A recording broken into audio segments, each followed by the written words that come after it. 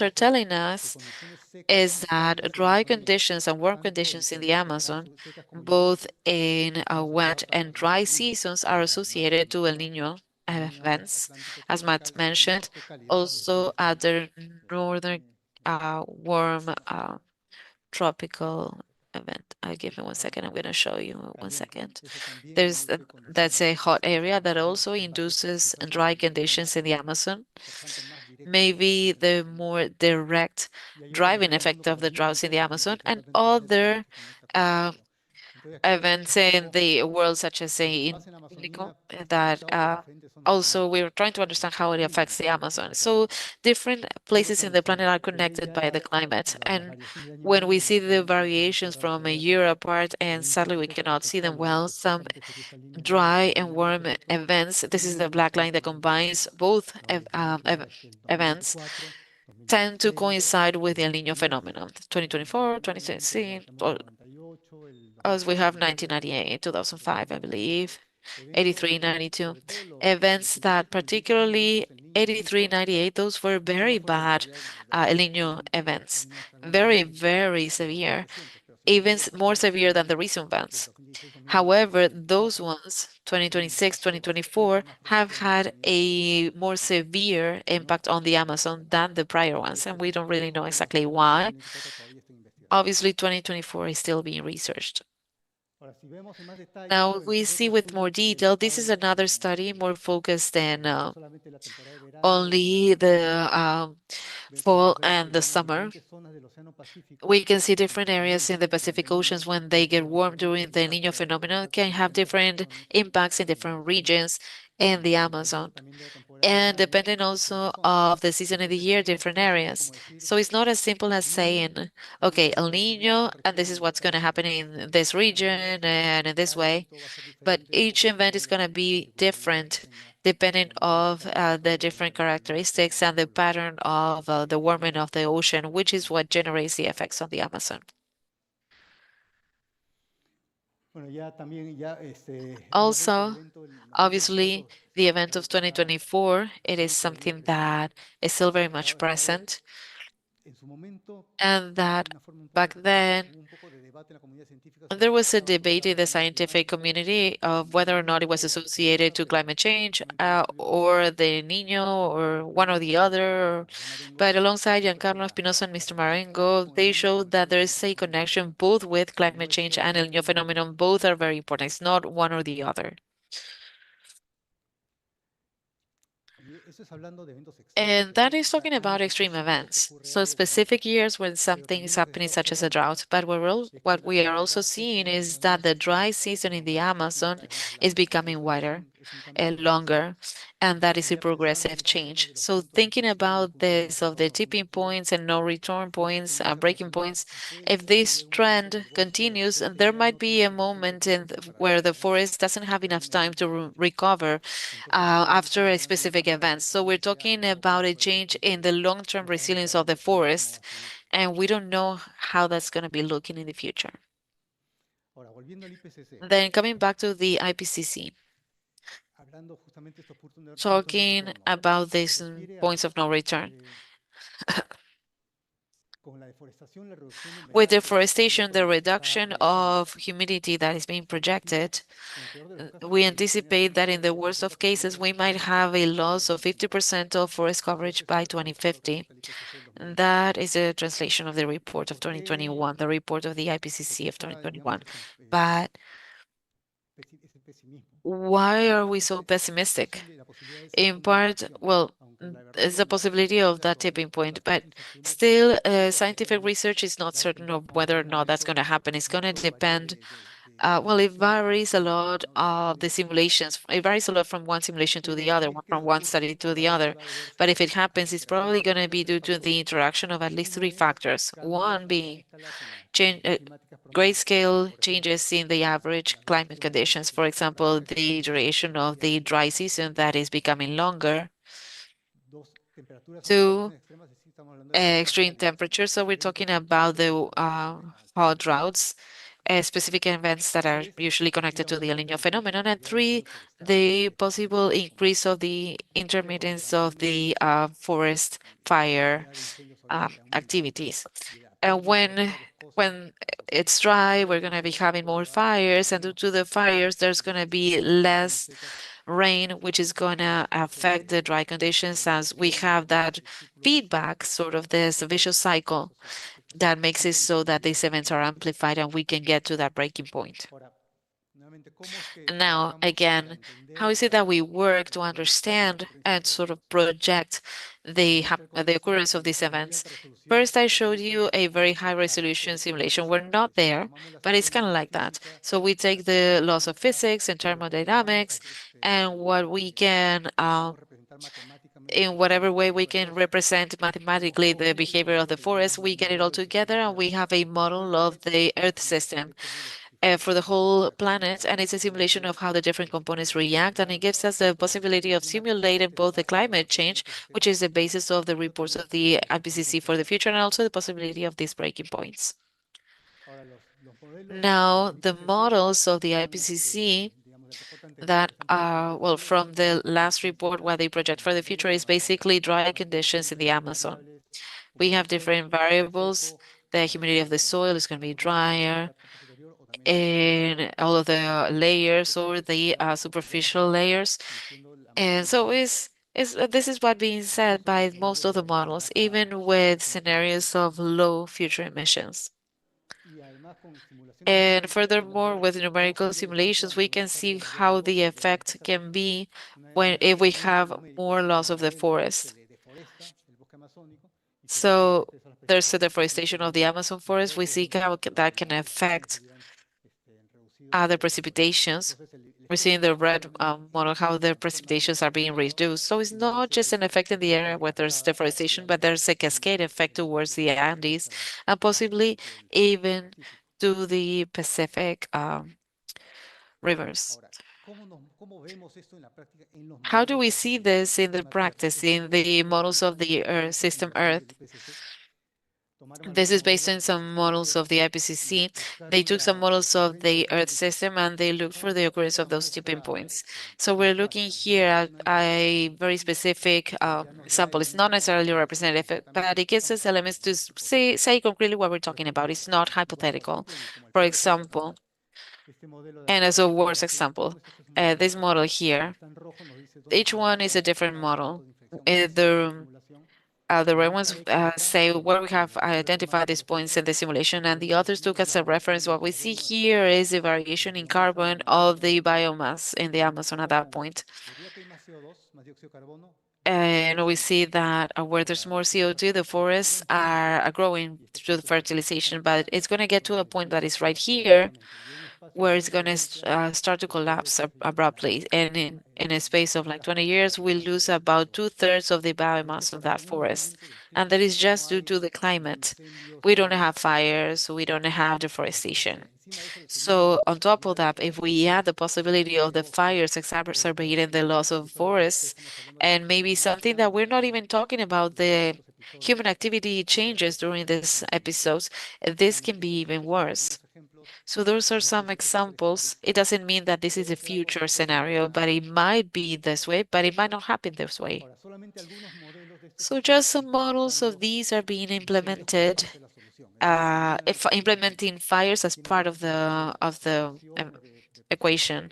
There are some equations of the process. It's pretty complex, but while we have the fuel that is going to be provided by the climate in a big part, and the emissions. Who is lighting the fire? At least in Peru, and I understand that in a lot of the Amazon is a human action. It's not as much as in other countries that is like lightnings that are making fires happen. So if we really want to simulate how these tipping points might happen in more, well, more accurately, we're going to have to incorporate human action, how they respond to the climate and how they affect to the climate as well. And just to remind you of what Matt already showed, these two events of many, many hectares lost in forests, as he clarified. Well, on the one side, they're obviously related to droughts. It's too obvious not to see it. Even if, as a scientist, I might still have my skepticism, about the exact mechanism. Was it the climate? Is it just the climate? Is just dry conditions? Or were there other factors such as human dynamics? Maybe something changed the behavior of the people that made it so that this was exacerbated. It was just no, it wasn't just the El Nino events. Some cases were not caused by El Nino, things that weren't seen before. So what is happening here? Because our baseline is changing, and on top of that, we have those extreme events. So it's a whole interaction between the climate change that could be part of this. Maybe this is partly human and partly climate because there is a trend uh, on the climate side. It could be the interaction of both. So we have to work on this and we have to better understand in order to understand how close we are to this breaking point. Maybe it's not going to happen, and maybe we're there already, and we don't know because we don't understand how the system works. And since I ran out of time, I'm going to leave you with some final comments. Thank you.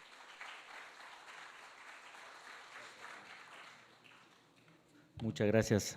Thank you so much, Ken. It helps us understand a little more about the interaction of the climate factors, the forests, the fires, ultimately, but still leaves us with questions.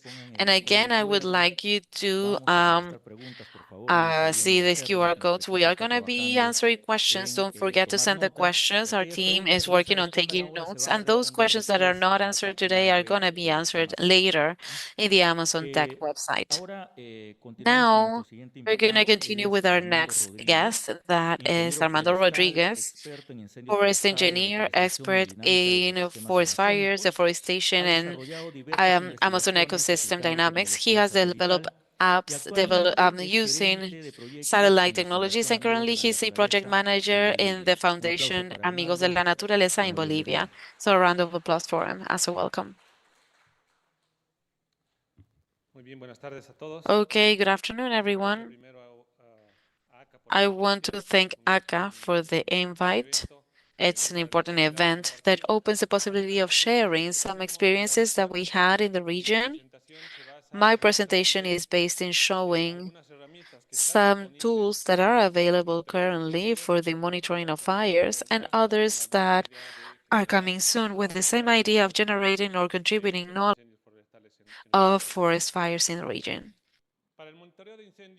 For the fire monitoring, we have three great moments where we're going to be able to monitor or track the events that are happening in certain territory. The first one has to do with prevention. Those models of global circulations have been shown of scenarios that allows us to accumulate information in order to make decisions in anticipation. So it's important to have that information.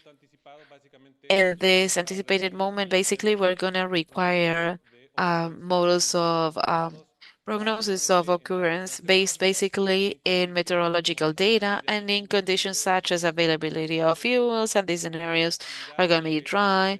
Some activities that, of course, are being promoted and then are connected to the events that are happening in the region, such as roads, historical deforestation, the fires that are being historically accumulated to understand the cycles more long term.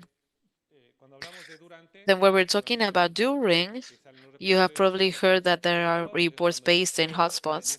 That is when the fire is happening at that point, and the use of that information is to mobilize the fire people that are going to be assisting in those emergencies to see the degree of the real-time impact on the conditions that are happening at that point. And we're talking post the fire. So we're going to be using other data that are going to allow us to evaluate the impact of those fires. So meaning the surface of area that was burned, if that surface was in the forest, in the highlands, in what kind of vegetation. That with a historical analysis is going to allow me to evaluate the severity or the damage of the fires in the region. So those are the three moments in which we assess, but those are not isolated. So we are not just going to stay in these three moments, but we're not only going to divide it that way, but they can share information with the purpose of generating better knowledges regarding the dynamics of the fires. So we're talking about, for example, data that allow us to anticipate the fires. We're going to be able to evaluate the degree of the impact if we know what fuels or what is the baseline, so to speak, of that vegetation before those events happen. And when we have the information during from the activity of the fire, we can cross that information with which we can establish, for example, how much is being uh, released to the atmosphere, being able to establish some indexes that allow us to estimate the quality of the air. For example, in a region, there's satellite data that are measuring those emissions directly, and they have presented it. After the events with the burnt areas, we can evaluate the surface, but if this surface is a forest, there's probably going to be more emissions to the atmosphere. We can differentiate one of these two types of forests in terms of the amount of fuel available in a certain region and the strata in which this can happen. So this information is going to allow us during the fires to be able to have a prognosis or use or forecast to sort of see how the fire is going to move, how it's going to propagate, so that we can have data of the real-time occurrence, so that we can move brigades in the field and assist in those events.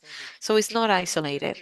So if we look at this graph with the triangles, we can see that it's a cycle. So at any time in the evaluation, for example, we can start in the post-fire to assess the surface of the burnt areas, but this surface of burnt areas is going to contribute to the knowledge in order to know, for example, based in a historic accumulation, what are the places that are burning recurrently in a region.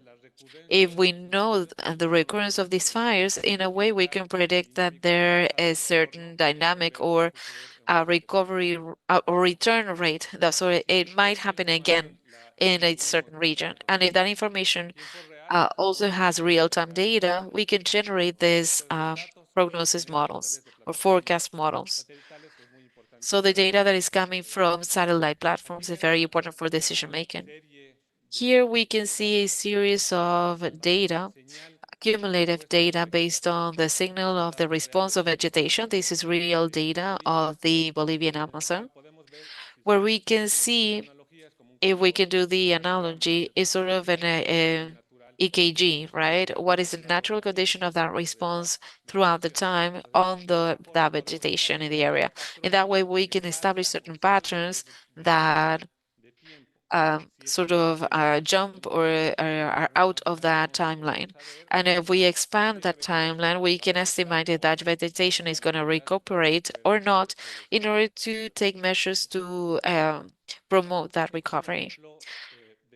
This is an example of a transborder fire in Bolivia, 2019, where you can see here in the pictures of September and October, that is the accumulation of the burnt area and then post fire. So if you see there, there's different colors.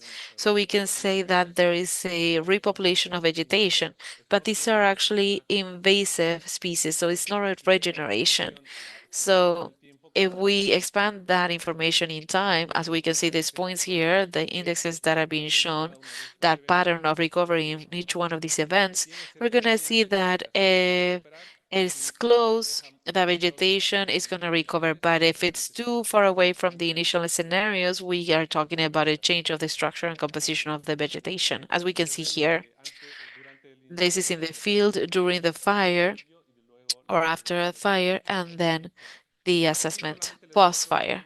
So here I just want to show a list of the data that are being used in the region that beyond just monitoring the hotspots or just looking at the surface of burnt areas, has the possibility of providing way more information. For example, we can use data of prevention when we measure more directly the depth of the humidity in the soil. These are data that we're starting to use, and there's a long data or a long availability of this data.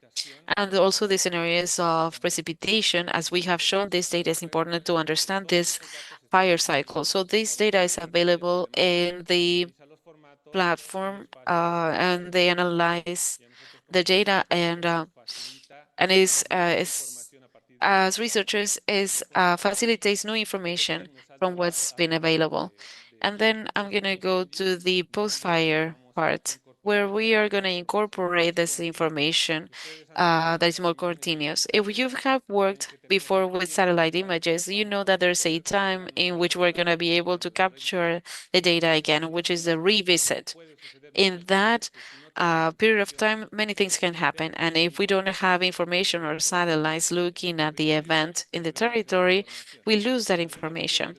In some regions in the Amazon, for example, the fires are pretty short. So if we don't have information accompanying that signal, we would lose that information. But what we're trying to show in this data that are harmonizing Sentinel and Landsat is to fill those gaps. If we fill those gaps, we're going to have more continuous information, and therefore we're going to be able to better understand the cycles happening in the region. Other um, more recent data that was recently released are these of the vertical structure.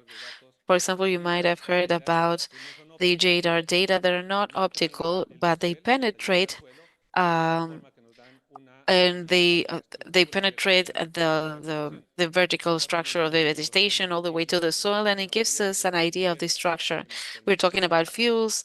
That's a variable of models that would allow us to anticipate this event. So fuels are an important data, and we know that in a region, that's a limitation. We don't have a high resolution map that is going to show this availability in the vertical axis of the vegetation. So we have currently information available that allows us to evaluate this structure of the vegetation. Furthermore, we have coverage data real time. For example, we didn't have this information before.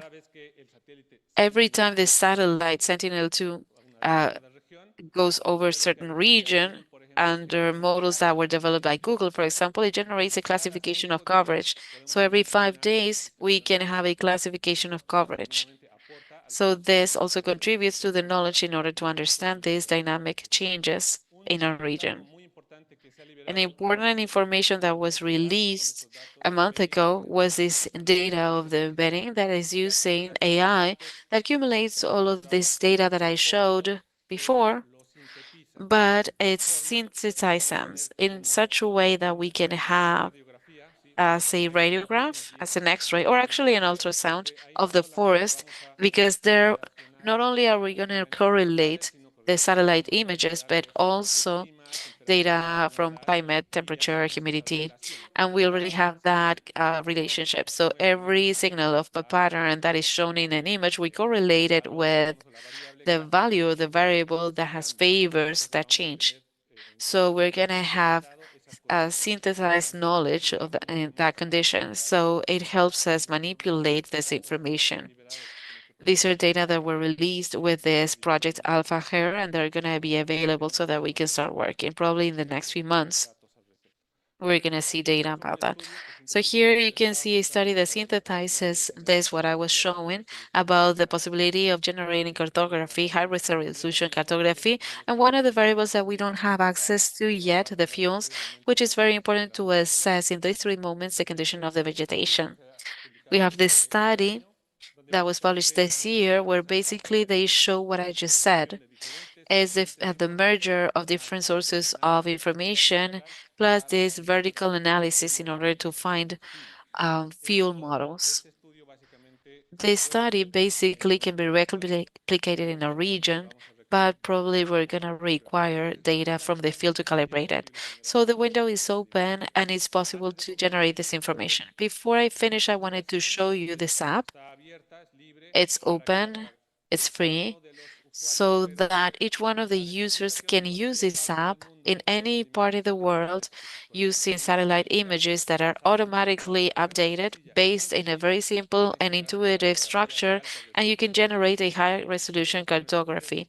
We know that our context, global products as movies have low resolution, and in Peru, for example, they lose the information. It's temporary information, and these global products don't capture those things. And since it's not captured, we don't have the knowledge of what is the real dynamic of the fires. So this tool is trying to provide those supplies in order to accumulate this information. And this app is being used in a region and different projects that we are driving in a region. We are standardizing this. This is important because it allows us in the different countries to share information that is comparable. That is basically the use of this tool. It's completely free, and I invite you to review it. So thank you so much for your time. And if you can just allow me one more minute, which I still have, I just wanted to call your attention to something.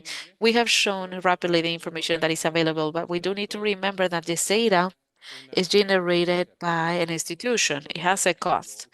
We use it freely. So currently, there's a possibility uh, since it's being monitored within NASA, that the information has a risk of maybe not continuing to be open.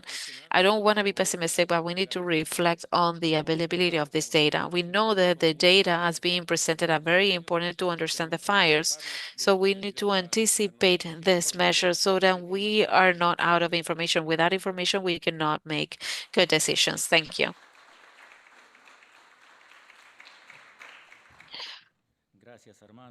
Thank you, Armando. And it is so great that these tools are available, and hopefully for long. We'll see. Again, I would like you to share the QR code again. If you want to ask something to Armando, you know that in the end, we're going to be answering some of them, and the rest are going to be answered through our website. Also, the slides are going to be on the website of Amazon Tax, so they're going to be available for you all.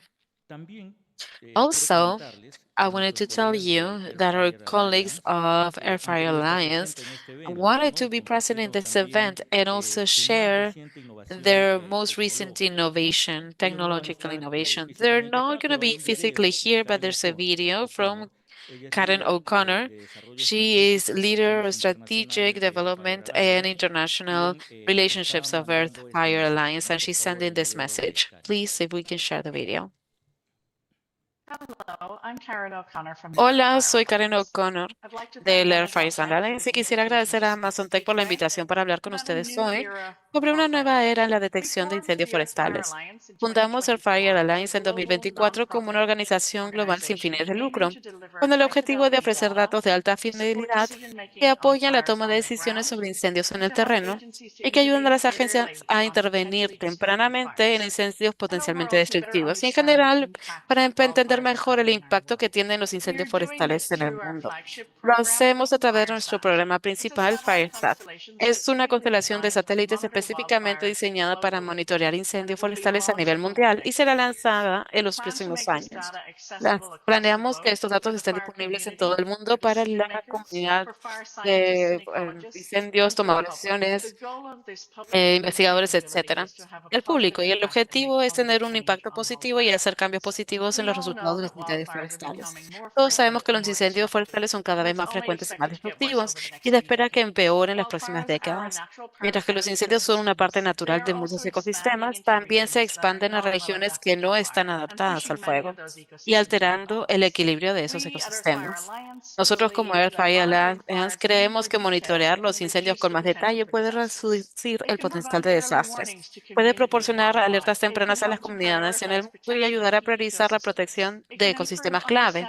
Puede mejorar la comprensión de la relación entre incendios y clima y aportar información para reducir el riesgo de incendios.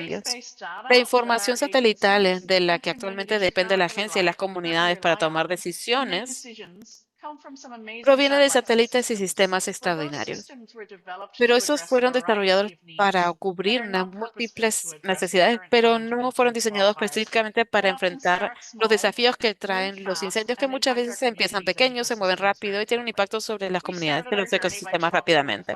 Iniciamos nuestro trabajo conversando sobre la comunidad de manejo del fuego, sobre lo que necesitaban, y usamos eso para construir un sistema adecuado para el propósito. Tras más de 200 conversaciones con los bomberos y gestores de la tierra, quedó claro que la comunidad necesitaba información temprana precisa sobre incendios.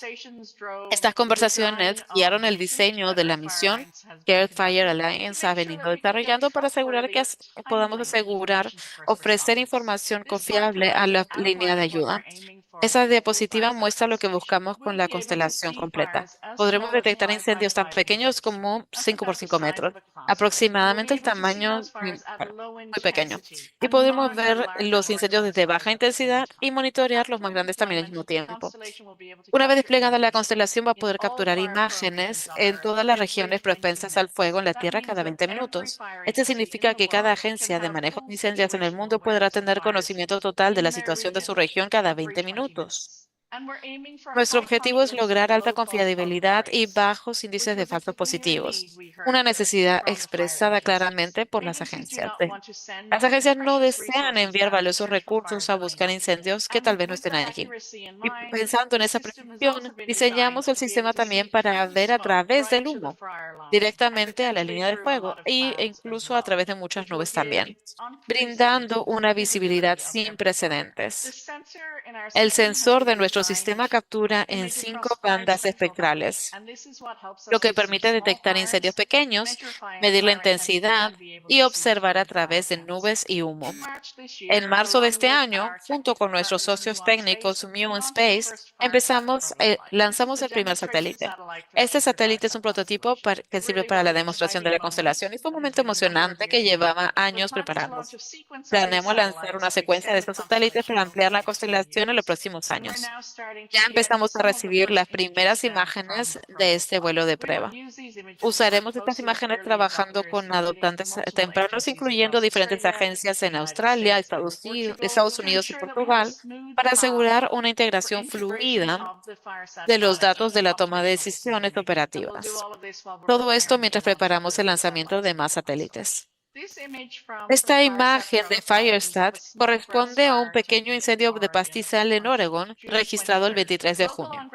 Reportes locales confirmaron que el fuego nunca superó media hectárea y no fue detectado por otros sistemas espaciales ni por aeronaves de vigilancia. Pero Firestat sí lo detectó. La capacidad de identificar incendios pequeños y de baja intensidad es una función esencial que la comunidad de manejo del fuego considera necesaria. Esta imagen demuestra que Firestat puede cumplir esa necesidad, detectar incendios en sus etapas iniciales antes de que se vuelvan grandes amenazas. Esta foto se tomó en el territorio del norte de Australia el 11 de julio.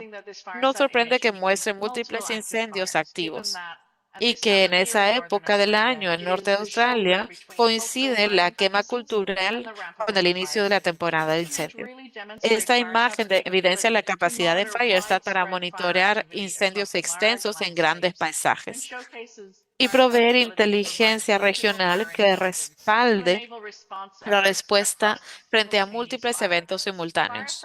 El canal infrarrojo de onda media de Firestat identifica numerosos focos activos y frentes de fuego dispersos por la región. Los canales de onda media y larga muestran variaciones en la temperatura especial, proporcionando contexto ambiental junto a la detección de los fuegos de manera precisa. Este es un incendio en Canadá, en Ontario, captado en 15 de junio de 2025. La imagen superior muestra un fuego activo intenso. Como puede ver en las partes amarillas, se nota la diferencia respecto a los incendios menos intensos que mostré antes. La imagen inferior, en infrarrojo, muestra llamas activas al este y otra zona de calor al oeste. Esa zona corresponde a una cicatriz de fuego de hace 5 años. Estas cicatrices de incendio generalmente están más calientes a lo que los rodea debido a la falta de vegetación. Eso demuestra que Firestat puede dar información integral durante todo el ciclo de vida del incendio, dando mayor contexto a las agencias que deben decidir sobre cómo responder a los incendios actuales. Planeamos ofrecer 4 productos básicos: perímetro del incendio para apoyar a la asignación eficiente de recursos, potencia radiante del fuego para comprender y reducir el impacto de intensos en el paisaje, progresor del incendio para apoyar tanto a los que responden a los incendios el público y actúen sobre el incendio, y la detección de hotspots, localizar y compartir la información sobre pequeños incendios lo antes posible. ¿Cuándo estará disponible Firestat? Durante el próximo año usaremos datos del vuelo piloto para trabajar con adoptantes tempranos para mejorar el flujo de integración. Durante ese tiempo iniciaremos la construcción de las siguientes 3 satélites que entrarán en operación en determinadas regiones el próximo año. Y a partir de ahí, buscaremos ampliar la constelación por fases, con el objetivo de alcanzar con una cobertura global y una actualización oportuna para 2029. Las primeras regiones, aquellas zonas donde ya contamos con agencias de fuego operando y listas para ayudarnos a probar y a desplegar nuestros datos. Además, planeamos recopilar datos diarios en regiones que consideramos que tienen un alto impacto climático, incluyendo eh, Indonesia, la Amazonía y la parte boreal. Nos llamamos así por un motivo, porque no lo podemos hacer solos. Entonces agradecemos mucho a quienes nos apoyan desde los primeros días, incluyendo financiadores filantrópicos, organizadores científicos y agencias de manejo de fuego. Sin ellos no sería posible. Lo hacemos con y para todos los que dedican su tiempo a proteger comunidades y ecosistemas en la Tierra. Gracias. Gracias a Karen y a Air Fire Alliance por esta muy buena noticia, ¿no? Ojalá esta información también sirva para todos los Thank you, Karen and analistas. Air Fire Alliance, for this logistics. Hopefully, this will help to all the corresponding alliances. I'm going to invite all of our speakers, if you can come Hemos recibido here. muchísimas We have preguntas, received muchísimas preguntas a través so many questions through del código QR. the QR code. Solo hemos seleccionado a 3 We have preguntas only por tema de selected 3 tiempo, questions due to time. pero todas las demás But preguntas, all of todas the las que no other se contesten questions, ahora, se everything van a that is not responder a answered través today, de are going to nuestra be página. answered Asiento, por through favor, our asiento. website. Please sit. No importa cuál, no importa cuál. La vamos a responder a través de nuestra página web del Amazon Tech, ¿no? Así que estén atentos. So we're going to answer those in the website, Amazon Tech websites. We have all of the questions that you all kindly sent through the QR code. Como les So, decía, tengo 3 as preguntas. I was saying, I Vamos a do have empezar 3 questions. We're going to start with Matt, with one of the questions. El público Matt, pregunta, the ¿son audience las is mismas asking, áreas las are que se these the incendian same cada año en areas that Brasil, are Bolivia y being Perú? burned each De year in acuerdo a Brazil, lo que hemos Bolivia, and Peru? analizado, According to what ¿cuáles you son have las assessed, principales what do you causas? think are the main causes?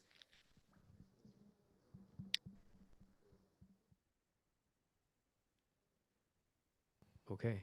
Si entiendo la primera parte, If si I es understand the las first mismas áreas part, quemando, if it's the same areas that are being burned, well, the data that I was showing, they do not include duplications. So once an area enters the data, it's not repeated. So what I was showing, because remember, these are primary forests. So there's no duplication in the data, meaning that, well, those were deforestation of forests in primary forests. There's no duplication. The causes, that's a good question. And so the causes of deforestation that we are analyzing are agrarian causes, for crops and livestock, particularly in Brazil. There's illegal mining, gold mining. It's more and more a problem, a cause, and also the roads that can facilitate particularly the agrarian use. So those are the causes of deforestation. And what we're seeing mostly is that the fires start in the areas that were just deforested. So this is not the United States, it's not California. So the fires are not caused by a lightning or an accident, right? All of these fires are being caused by people. So nobody is burning primary forests. So what usually happens is that there's deforestation, and then after people burn the forest that was just deforested to prepare their land for growing crops. And the thing is, when it's very dry and very warm, those fires may escape. So that is where we see the connection between deforestation and fires.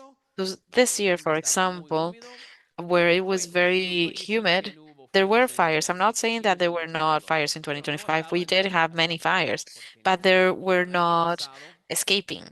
But last year, there were fires in this recently deforested areas or the savannas in Bolivia, and it was so dry, so hot, the fires were able to escape.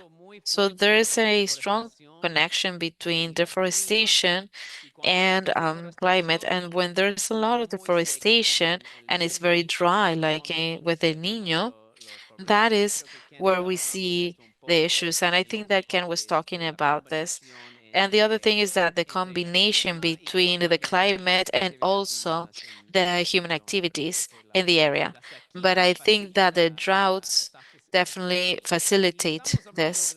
And we're talking about a lot about the El Nino phenomenon, but I'm worried, I'm concerned that more and more the climate change is like every year we're sort of going to have an El Nino phenomenon because with the climate change it's becoming hotter and drier, and I'm concerned that with the climate change, when it's not the El Nino, it's still gonna be hot and dry due to the climate change itself. So it's deforestation, the El Nino, and the climate change. These are all creating these conditions, and we are seeing more severe fires. Thank you for your answer. There's also a question for Ken.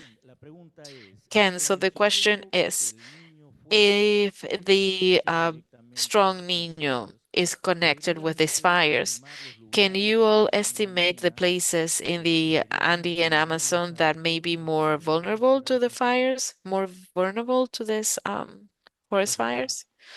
Well, the vulnerability depends in greatly of the conditions of the forest in this case. So on the one side is where do we have that impact of the climate change that may reduce the rains and increase the temperature in an area. So if that area is naturally resilient and doesn't have human activity, we're not going to see much of a thing. But the vulnerability is going to depend on the adverse climate conditions and the proper conditions for the occurrence of fires, the combination of both.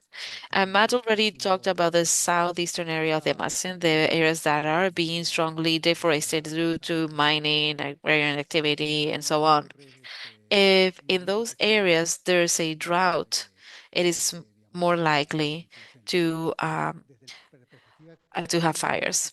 Now, from the climate perspective, the possibility of predicting exactly where it's going to happen, the drought and the fire, we're not in that capacity. Historically, statistically, we know, and we did show in some example that the patterns, the typical patterns, let's say, of changes in the rains, right, that may happen more in some areas than in others. But generalizing that and know specifically in the future where the more dry conditions are going to be happening, we don't have that yet. When are we going to have that? Maybe never, because the El Nino is just part of the processes. There's lots that is happening all together and everything interacts. So maybe we're never going to be able to know that. So my conservative answer is maybe never. So we didn't expect to hear that, but thank you for the answer. For Armando. Armando, what alternatives do we have to continue um, s- well, regarding the lack of financing of the financing of the United States, I didn't say that we're not going to have this monetary balance. That is a possibility, sort of to generate alternatives. So definitely there are regional initiatives, right, to have certain alternatives to the monitoring of the fires in these three moments that I explained. What we do have to see, or always I try to reflect on, is that sometimes we forget, right? You're the user of the data, but those are free, they're available, and they help us quite a bit. We've seen with the presentations, we have been able to see the conditions that are happening in the region, but well, somebody has to cover the costs. So we, as they were saying in the climate part, we need to anticipate to those conditions because if we have that possibility of cutting the information, we know that that would be impacting our region greatly because we would be blind in different moments. I said it in the beginning, I don't want to be as pessimistic, but in a way, we need to reflect on this. We need to be very imaginative and see how we can anticipate the likelihood of the stopping of that information. Fortunately, there is some agencies such as NASA and ESA also that share the information. The projects do share the information. One of the examples that I showed is these outputs that are harmonized, so they're compatible. So if you want between the data of NASA and ESA so that they can be compared and generate a match to have much more information. That might be an example of the possibilities of sharing, right? To generate much more information and make this information more rich. Information that helps us so much, the knowledge, right? Which is what we need. We need to accumulate knowledge to anticipate these conditions that we are seeing that each year are becoming more critical. So there are possibilities. This data that I have shown of AlphaHerd, which is this project from Google, that synthesizes all of the information that was dispersed, that was accumulated for specific studies. Here, we're trying to gather that information, find those potential synergies, that correlation that we know exists between the Earth and the atmosphere, for example, and in that way understand much more about the conditions that we have in the territory. Before that was unthinkable.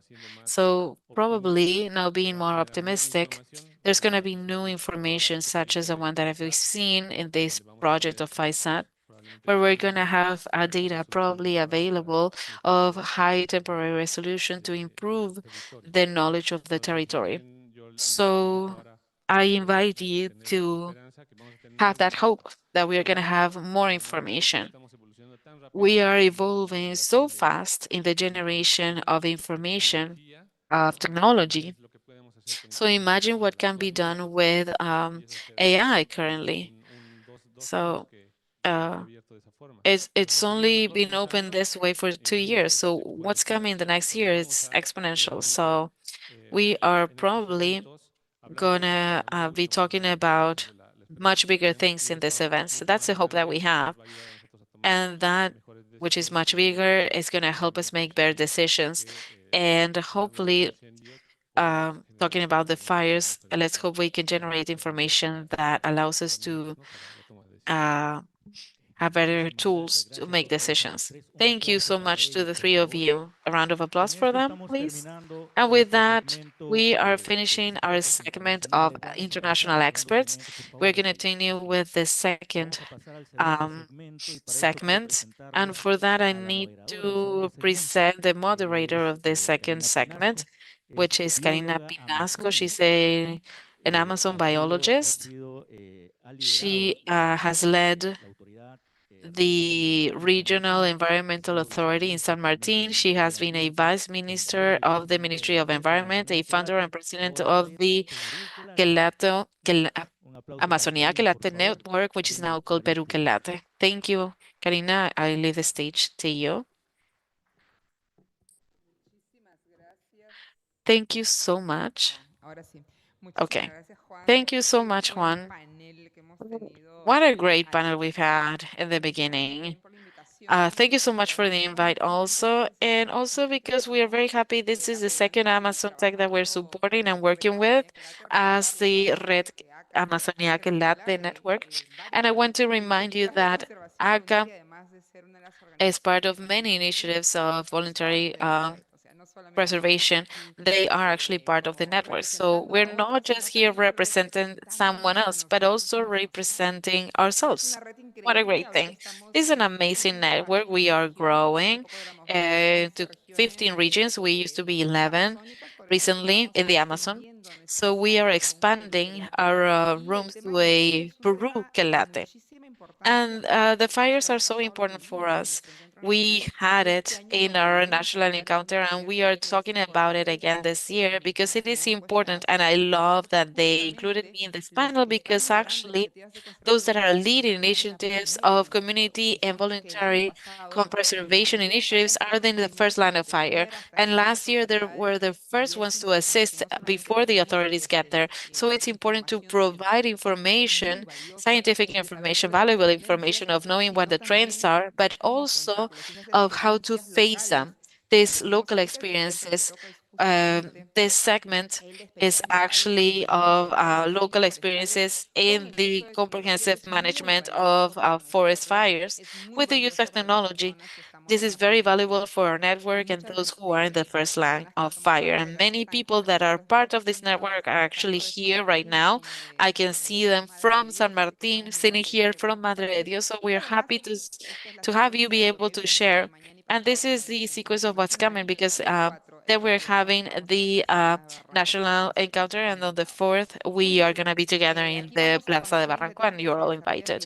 So here we're going to get to see initiatives that are being developed directly in the Amazon territories, integrating local knowledge and technological innovation. I wanted to remind you that by the end of this segment, we're going to have space for questions to participate, and you only need to scan.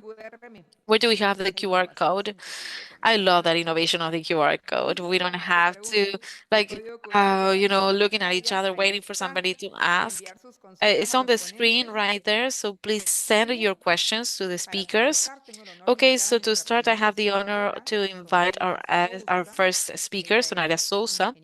She is an agrarian engineer and a forest engineer. She is a professor in the Federal University of Acre in Brazil and coordinator of geoprocessing applied to the environment. She's a member of the Brazilian Academy of Sciences and she collaborates in the science panel for the Amazon. So let's give her a round of applause. Sonaira, welcome.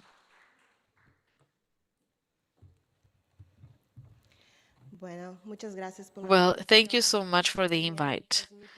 It's also my first time here in Amazon Tech, but I hope that is the first one of many. I already know the initiative and I do accompany this important movement in the Amazon. Well, I would like to remind you all that the management of fire was one of the most important tools that we human beings have for evolution. It was from there that we left the caverns to explore other environments. But the great problem is that now we need to learn again how to manage this tool. During many years, during a long time, the big problem of the Amazon was just deforestation. Nowadays, we have more challenges, more problems on top of each other, such as forest degradation caused by illegal logging, or the fragmentation of the environments, the extreme droughts that are happening in much wider environments, and also the forest fires. Well, what has to do with the climate is key for the fire. And we're seeing that after year, the extreme climates are happening more frequently.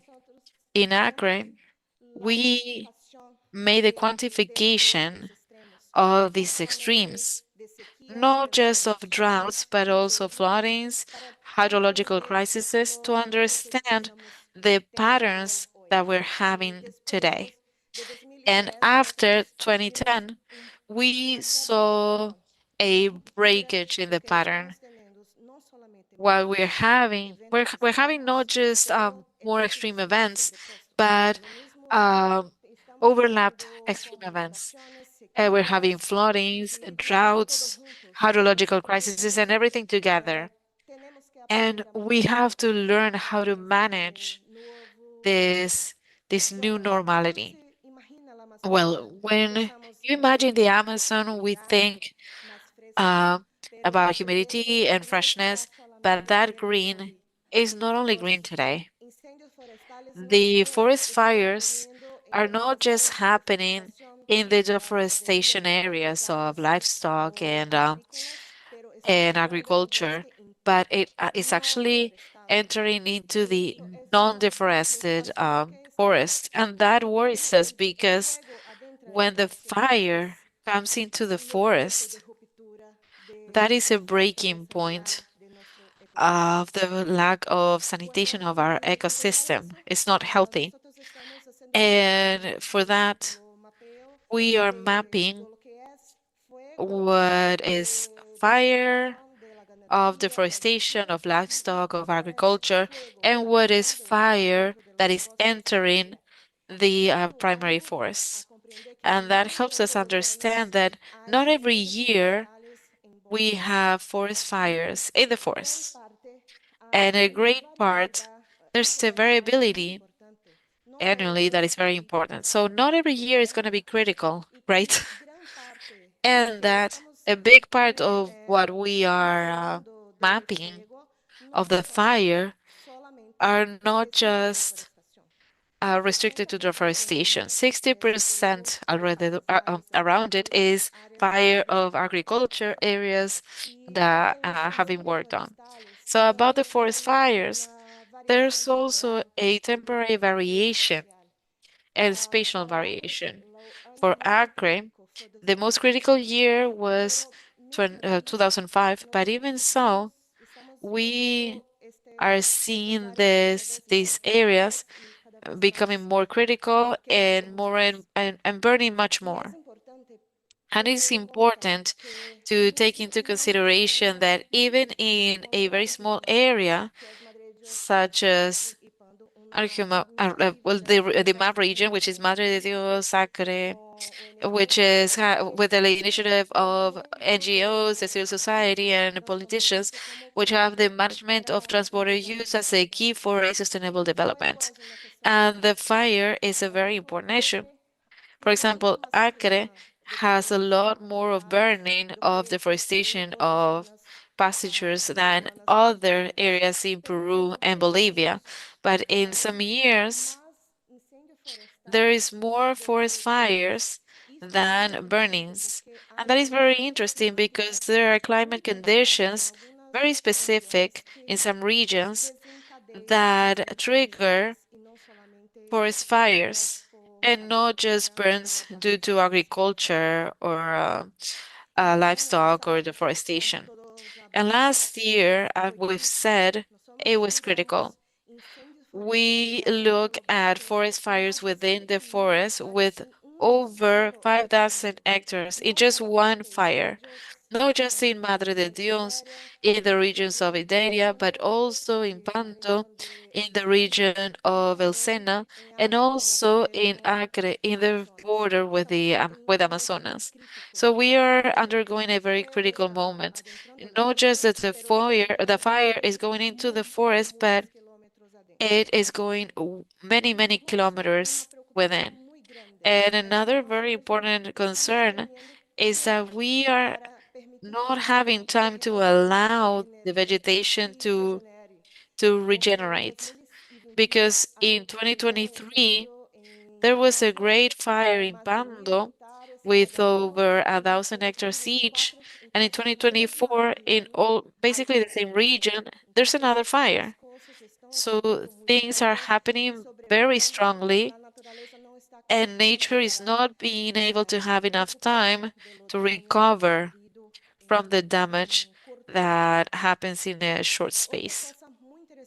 Another interesting thing, specific thing of our area, is that from a very successful initiative, we are establishing not just in Acre, but in a great part of Brazil, Peru, and also in a great part of the world, sensors that monitor the quality of the air.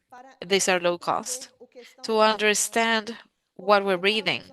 Because for the Amazon people, it is normal to have fumes every year. But now we have an idea of what is the magnitude of the fumes that we are breathing, and that is critical. And that is something that also binds the Amazon together, not just the flowing rivers, but also vegetation in the Amazon, but also the fume is connecting the whole area. And that is a regional problem that we need to get together for, to work against. There are interannual variations regarding the amount of fumes. There's also spatial variations. Not the whole of the Amazon burns the same at the same time, but what we are looking at is that we are breathing at least once a year over 40 times the fumes that is recommended by the WHO. Well, there's reports shared with the society and the governments have mobilized or they have made the governments sort of relearn how to manage the fire. The public ministry has made an action demanding immediate actions to fire compact. So from this monitoring that we are doing, we are sharing with everybody, and it has generated a movement towards action that is urgent.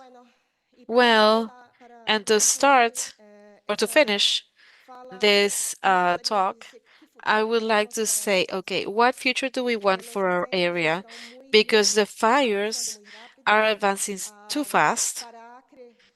For Acre, eh, in 2005, we had territories where 70% of a district was burned. So if we want to live that again, or if we want an Amazon that is green and humid and of quality, we have to prevent this scenario and learn to manage fire again because we are lost in that sense. So we don't we are together in this boat. Thank you. Muchas gracias, Sonaira, por compartirnos esa valiosa Thank you, experiencia y Sonoria, for podernos sharing this mostrar a valuable todos los niños experience.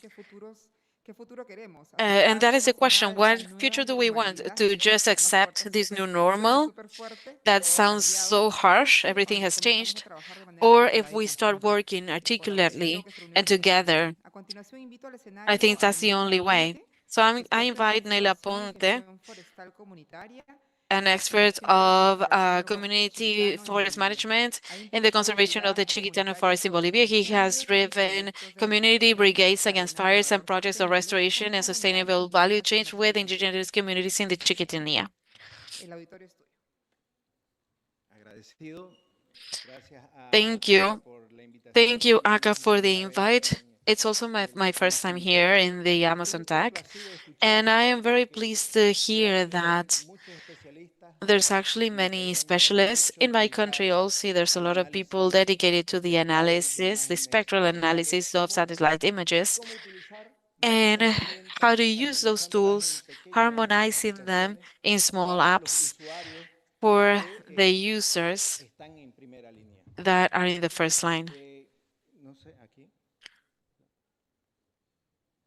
Comentarles que la Chiquitanía es parte de la I Amazonía. wanted to tell you that the ¿Verdad? Chiquitania is part of the Amazon, Los bosques right? es un bosque seco This is a tropical dry tropical bastante grande, forest, es parte very big. de los It bosques is secos part tropicales of the tropical que dry aún forests. decimos, y claro, eso está en And of tela de course, juicio totalmente this is observado still, well, con esta situación de los we still say that incendios they're recurrentes cada año. well preserved, but that Tenemos can be judged. 20.4 millones de We have hectáreas en nuestro país. 20.4 Chiquitano para nosotros es millions un of hectares símbolo, of Chiquitano forest. ¿no?, For us, it's de a symbol biodiversidad, of flora y fauna. Estamos biodiversity orgullosos de of tener flora tanta fauna and fauna. y We flora are en este proud of sitio. having so much Es flora una and zona de fauna in these transición places. entre el This is a bosque transition area amazónico between the y Amazon el bosque forest del Chaco, and the El Pantanal y el Chaco Cerrado, forest, que Pantanal forest, and El compartimos Cerrado forest, which we share Brasil, with Perú, Brazil, Peru, Paraguay, Paraguay, Argentina. Argentina.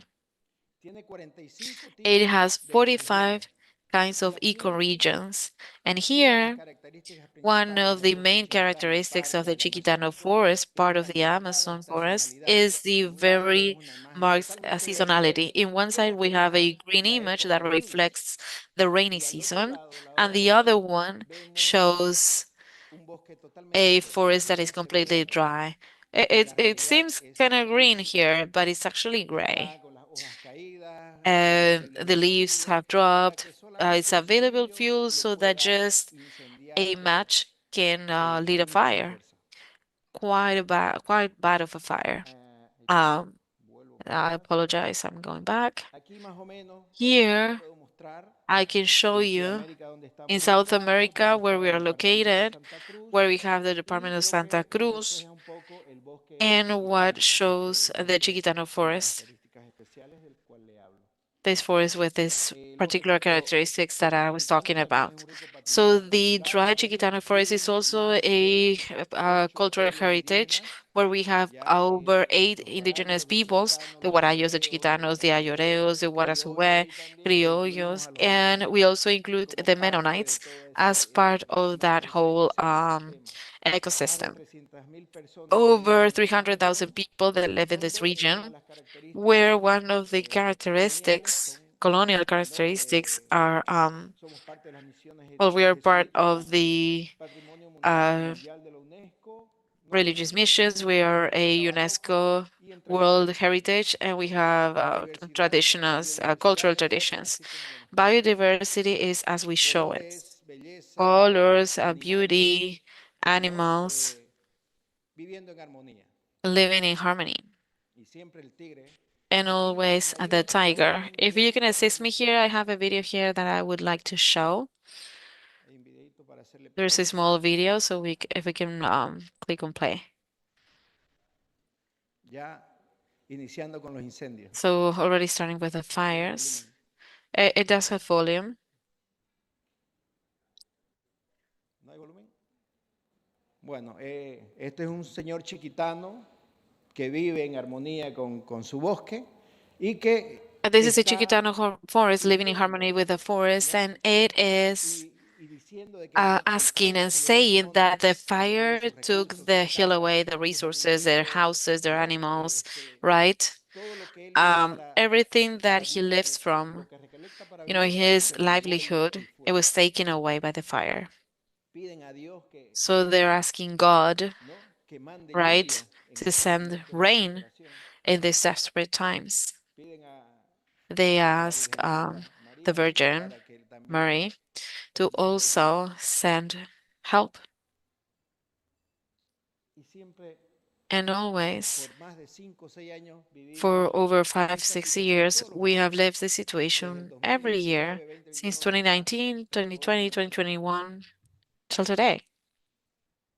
Aquí hay una imagen, pero Here we nos have an puede image asustar y es real. that should scare us, and it's real. En Sudamérica In South America, dice, it says esos rojos son los incendios, those olas de reds calor, are the incendios, hotspots, the ¿no? fires, Obviamente es una and mezcla de obviously it's incendios a en zonas combination of naturales, fires in natural pampas forests, naturales, in predios agrarios, in ¿no? agrarian Pero land, asusta ver esta but imagen. it's En scary to see Bolivia, this image. In sobre todo en mi Bolivia, departamento en Santa Cruz particularly en in my 2019, department in Santa Cruz in 2019, it says, perdón, a ver, en um, Santa Cruz, I apologize, perdón, Santa Cruz. bueno, en Bolivia el Well, año in pasado se Bolivia quemaron last year, 12.2 millones de hectáreas 12.2 million hectares were en burnt. Bolivia.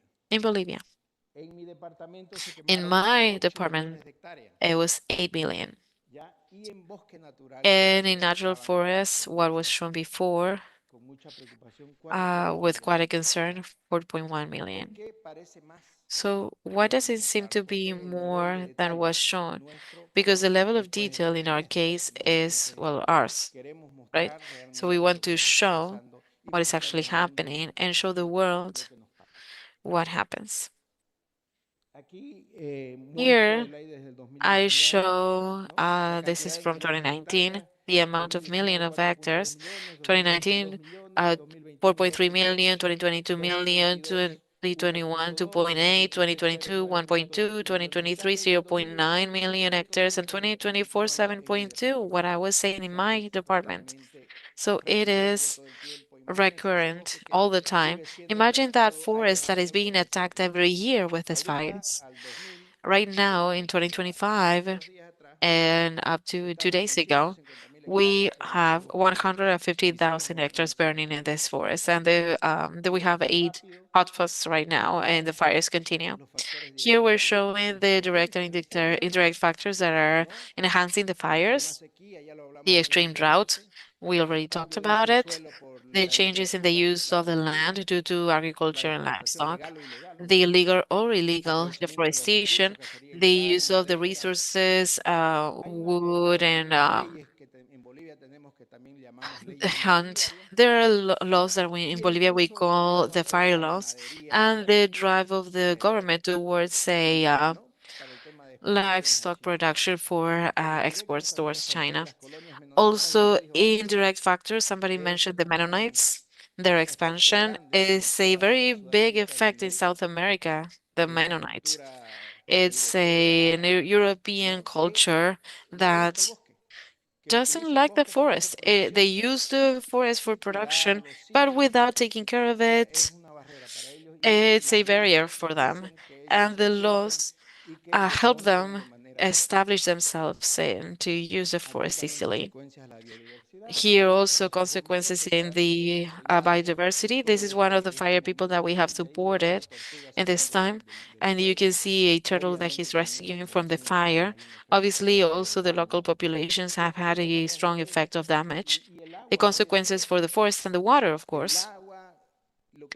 The water, what was just shown is that the water is reduced. There's a stress, there's a hydric crisis that allows for this to happen, to have these forests become fuel. Also, further degradation, the decrease of temperatures, the decrease in the rains, the deficit in the hydrological balance, and slow recovery. They already showed in an image that in December, everything is burnt. And by January, everything is green, but it's not the vegetation that we want. It's a fake vegetation. And here we have an example, quite a clear example, that in 30 years, the Chiquitania had 1,100 millimeters of precipitations, of rains, and now it's dropped to 700. So there is a water crisis. These flying rivers, I think that's very interesting, and we want to continue to support this. There are communities that are being left without water. So it is a local experience of ours that probably many of the peoples are also going through right now. Thank you. Muchísimas gracias, Nair, por Thank you esta so importante much presentación que for nos this important conduce a lograr presentation. este impacto What enorme, hurtful sobre todo images, el the tema impact de is so incendios big, como resultado de particularly this muchísimas thing with the muertes. Y pueden water contestar a sus crisis. preguntas We al have so código much to do. QR que Remember tienen acá to send your abajito y questions to creo the que ahorita QR vamos code a that you tener a have in front of you, and compañeros I think they're going to show presenten a it mis in the siguientes dos screen as ponentes I que van a present the hacer next two una speakers that are presentación going to compartida. Les give ruego us a por shared favor que presentation, sean and I estrictos ask con you el to tiempo please porque tenemos ya be aware of the fecha. time because we're Ahora, por lo already tanto, quiero over invitar time. a el So próximo now I want to compartir invite presente conjunta a um, Saúl Vega. Saul Saúl Vega. es líder Ashaninka Saul de la is an comunidad Ashaninka nativa Pampa leader Negra of the y Pampa Negra vicepresidente de la Native Central community and vice Ashaninka de president of the Junín, Ashaninka Cari, Central en of the Junín, Inner Perú. River, Y a Care, David in Torres, Junín, ingeniero Peru. And forestal, David experto en Torres, forest monitoreo de engineer, incendios y gestión de expert in fire recursos en la monitoring Amazonía and y management of colaborador resources in the de CARE. Amazon and collaborator Bienvenido of Care. Saúl, So bienvenido welcome, David. Por Saul. favor, Welcome, el micrófono David. es Please suyo. come and share your experience. I'll leave the mic to you.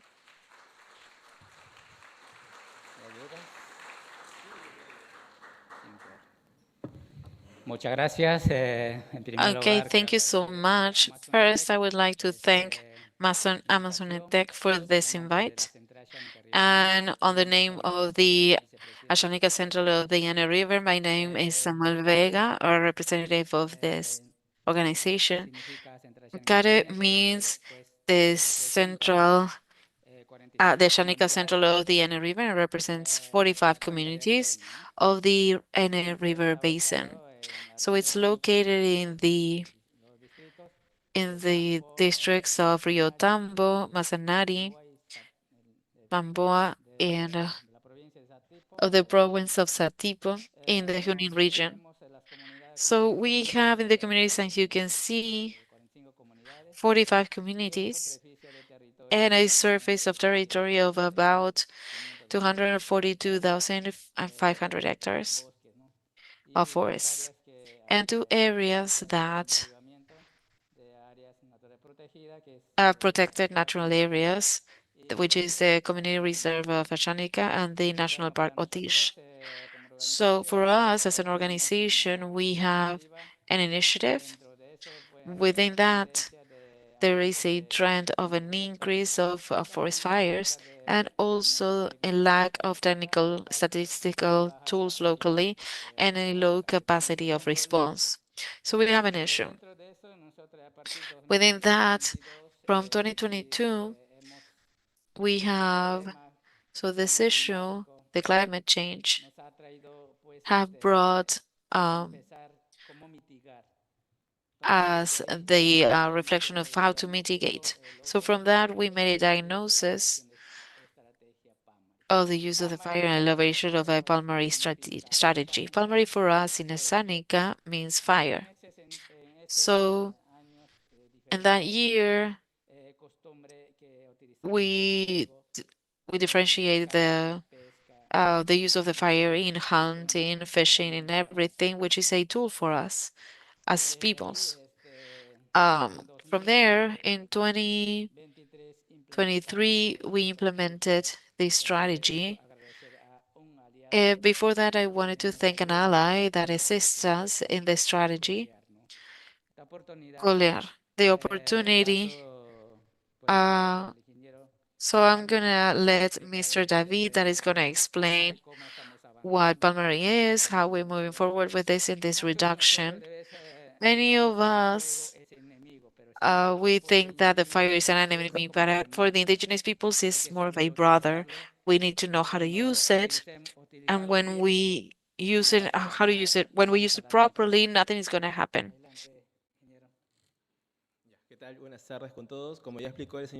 Good afternoon, everyone. As Mr. Saul said, the problem that we had in the issue, the increase of the fires, the lack of technical tools, the lack of records.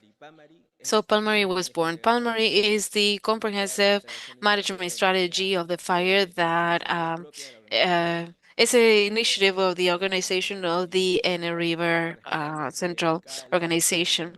We respect each part of the triangle of generation of the fire. Mr. Saul talked about the culture of the use of fire and the use in the community and the technical management. So what do we use against fire? Or actually, sorry, we make a distinction with the fire and against the fires. What do? We value the fire as a common asset of the Ashanenkas, and we want to differentiate the controlled burning and a fire which is a lack of control, and not satanizing their use. But we also have actions against the threat of the forest fires. We have implemented a monitoring center and early alert system, and we have something that is already functioning in the communities, the CAS, the self-defense committees.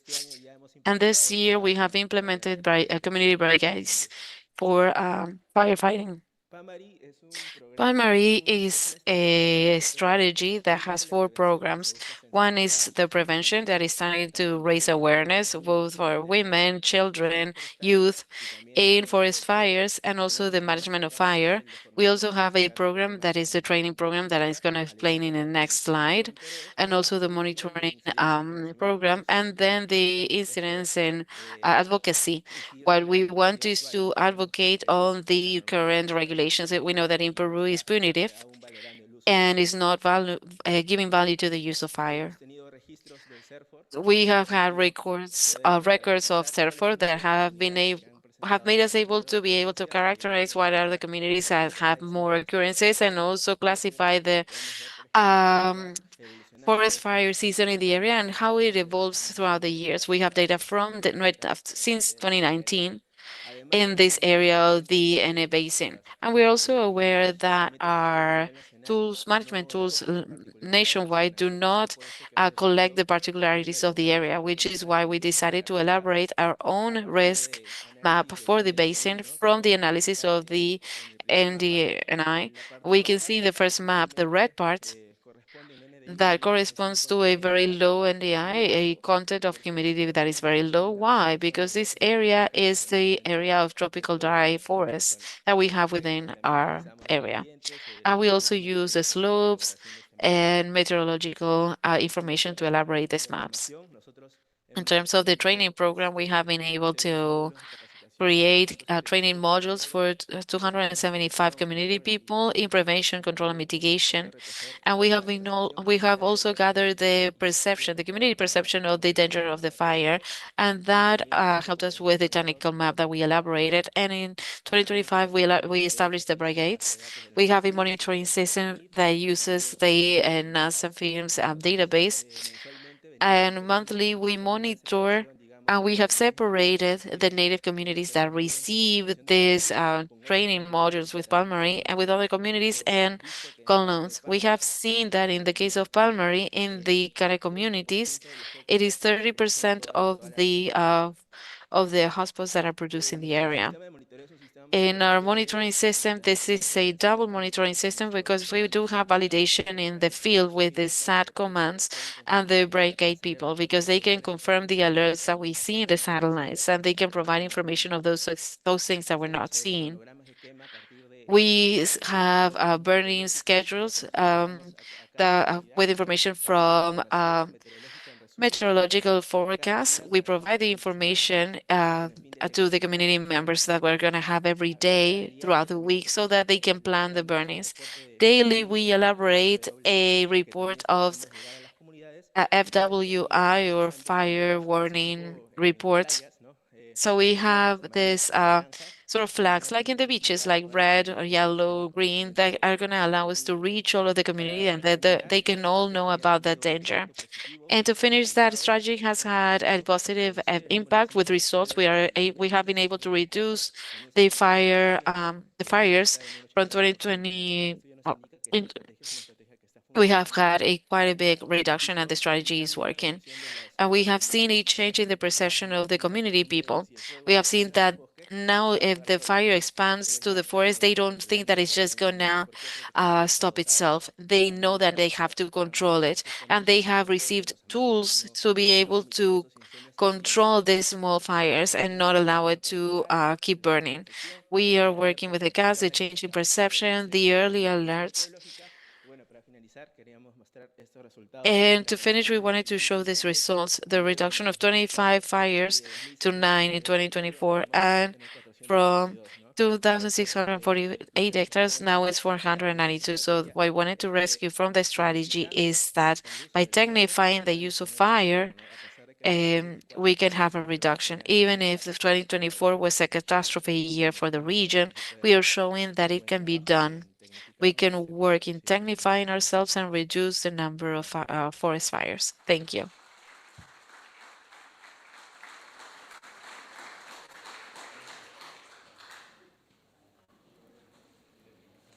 Muchísimas gracias. Thank you so much. Sabiduría, gracias, Saúl. What a knowledge. Thank you, Saul. Thank you, David. Looking at the forest as a brother, what a nice thing. It reminded me of the grandma in the farm, and knowing how to use it for the Amazon Cosmovision. I love to see the results of the strategy. How important it is to join science and traditional knowledge. It is so important for the presentation. I invite the speakers to come and sit with me. I have some questions for you.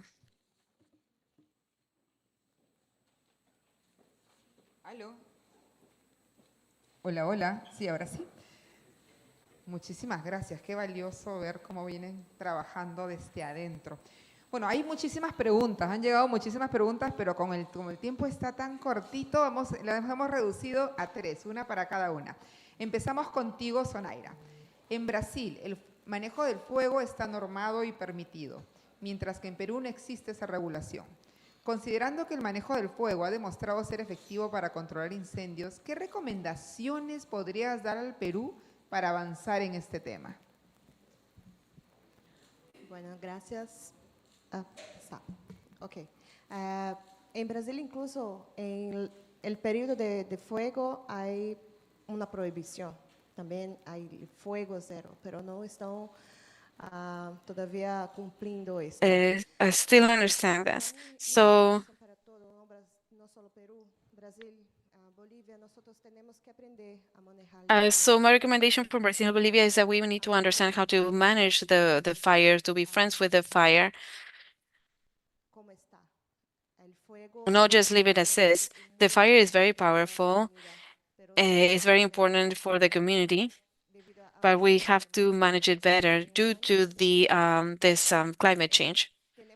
In a drought year, we have to stop burning the more critical period and burn later after a rain, after the crisis, the dangerous moment leaves. Because if we burn as we usually do in the moments where traditionally we have burned in the past, we are going to continue to have many fires in Brazil, in Peru, in Bolivia, and everywhere.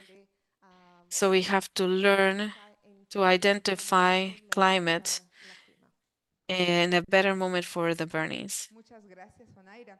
Sí, la importancia de haber, otra vez, unir la ciencia con el conocimiento tradicional And so the médico. importance of getting the traditional knowledge and science together. So May, from your experience, what challenges do you face for the combat and reductions of forest fires?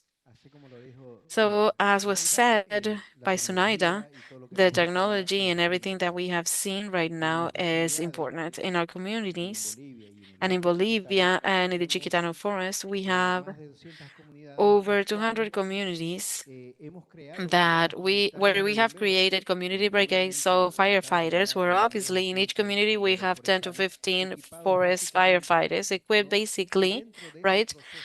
And within that process of providing equipment and providing training for first line response, we have also provided cell phones with apps to handle all of the information of the alerts of the hotspots of the advancement of this. This what is important of Las estaciones meteorológicas the un poco te alertan para predecir dónde pueden estar los riesgos más that grandes. provide alerts to En predict where there's more en ese risk. momento y en nuestra región, In that moment, or in a region, for example, we have like 4,000 to 5,000 community firefighters that are ready to act in the first line.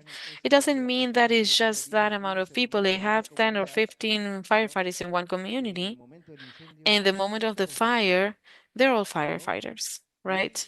abren las puertas a los que And they llegan a open apoyar, dan the doors to those who are getting there to support. They provide food because the government might get there late when the fire has succeeded, when there's no conditions, vimos en el video as we rogándole saw in the video, pleading to God to help us with rain. Muchísimas gracias. Y ahora la tercera pregunta va para nuestros siguientes dos expositores. Saúl y David. Next question, Saul and David. Para poder implementar, What is needed to implement and use all of the technological tools that were presented in your talk and that help in the mission of reducing the fires? Sí, para nosotros una herramienta pues es la prevención y la sensibilización a la For comunidad. us, it's the prevention and the awareness raising in the community, in the first line, because they are using daily. But here, what we do Es normar y prohibir, pero no sabemos en realidad qué es lo que hacen con el here fuego is ancestralmente, con las regulating, but esferas they don't know caóticas, what we do y with así the como fire ahora con la ancestrally. tecnología, And we need to pronóstico provide it with the de technology, the enfermedad prognosis of que puede time, adoptarse pues what needs to para be la quema y adopted control. for the burning. Yo para complementar un poco, yo también resaltaría mucho la apropiación cultural, ¿no? ¿Por qué? Porque cuando ya esos I comuneros would ven el highlight problema, the appropriation because if the porque community people are aware of the issue, is que haya ninguna acción okay. luego, o que no tenga, digamos, ningún tipo It's not de just about comportamiento making an action without adecuado luego repercussion. We have seen this según los que because nosotros tenemos de in capacitación the para models poder that we have of training, we have modules that are oriented to specifically being able to read these schedules and be able to interpret these esto fue alerts. muy fundamental So porque this esto has ha been crucial resultado en to have hemos a necesitado, por result. ejemplo, tener We have aplicativos tried, y for sistemas example, to donde have le apps mencionan of justo the early alert por systems, but in the ejemplo, area they don't work. So the WhatsApp is the best option in our case. Maybe in different cases it might be different, but basically it's that the population feels identified with the strategy. Why? Because it's not a strategy that's coming from an external project, an organization, but it's coming from the basis, from a diagnosis of the use of fire that was made with the communities. Basically that. Muchísimas gracias a Thank nuestros you so expositores much por to our acompañarnos, speakers for joining us, por sus valiosas for your respuestas valuable y por responses, demostrarnos and for que showing that existen soluciones locales there are y el local conocimiento de las solutions and the comunidades son knowledge of the clave para communities are enfrentar los key incendios to forestales. face Esto me hizo the recordar forest mucho el fires. tema de That gestión reminded integral del me suelo. of No the podemos mirar comprehensive solamente el management of macro, tenemos que land. mirarlo We cannot de look at manera just one side. We integral have to look para at it poder solucionar los comprehensively so daños that we can colaterales. provide solutions in Ahora sí, cooperation vamos a also. pasar So now we are going to al move to siguiente bloque, the next que block además está that importantísimo. is Y very para ello tengo important. el And gusto, for that, I have the muchísimo, pleasure, el such a súper gusto de pleasure, presentar a Claudia of Godfrey. introducing Claudia es Claudia ingeniera Godfrey. forestal en She el is a Perú, forest directora engineer de in Peru innovación y and gestión director of estratégica innovation and en strategic Profonampe. management in Es una Profonampe. reconocida She is experta en el a sector well-renowned ambiental expert y in en the financiamiento environmental field climático, and climate con amplia finding, trayectoria with impulsando a great iniciativas trajectory innovadoras para la driving prevención innovative y la initiatives for the gestión climática. preservation and climate Claudia actions. nos And acompaña y la Claudia, recibimos con she's un here, fuerte, and fuerte so let's aplauso. receive her with a round of applause.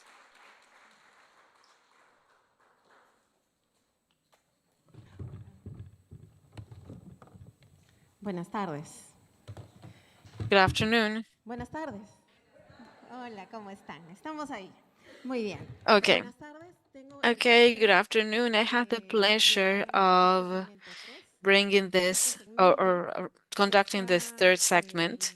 The reanimar segment las is zonas called resistentes para reducir los Enabling incendios Conditions forestales to Reduce basadas Forest en Fires información based robusta y in solid metodología information confiable. and El nombre de proper nuestro primer technology. ejecutivo So the in name of our executing director secretario director de Anton Profonampe, Williams, quien I nos represent quiere Profonampe, and it's hablar crucial sobre in esta Peru. We innovación. want to thank Alca Nosotros for the invite. tenemos en We Profonampe develop in iniciativas que Profonampe buscan co-crear, initiatives como nos that try to comentó co-create, like Saúl, we were just cómo hearing podemos from Saul. encontrar How can soluciones we find más solutions, adecuadas the para los solutions that are more incendios que adequate for estamos the enfrentando territory? ahora. And that is Yo me what we're encargo de trying to do diseñar now. proyectos con un I'm in charge equipo of designing cada vez projects más with a team más that consciente de que is las becoming more soluciones aware están of más en el the territorio que solutions are in the nosotros podamos territory llegar. more Yo than me those that encargo we can de bring. And that is an liderar el important centro message. porque es una The persona person in the center, because if the center is okay, the en ecosystem este is going to be panel okay. vamos a In escuchar this expertos panel, en we're gestión, going to hear from the instituciones vision of expertas en specialists of key preservación y institutions in our trabajan en la country gestión del that fuego work in the y la management of preservación del fire medio and the ambiente. preservation of our Para ello, ecosystems.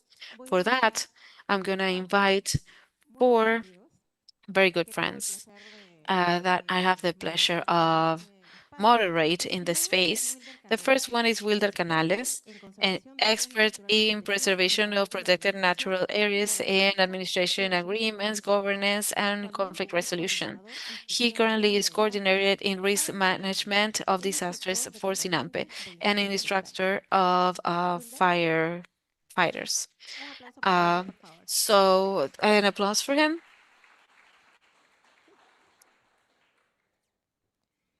Invito a Iván So I Infantas, invite experto en Ivan ordenamiento Infantas, territorial y expert sistemas de in información geográfica. land ordering Actualmente es and coordinador en gestión de geographic riesgos y systems, desastres and en el he's Servicio currently Nacional Forestal coordinator of risk en management Pablo of disasters Industria in Fecha. this Bienvenido, in Iván. CER4. Thank you, Aplausos para Iván, Ivan. por favor. Applause for him.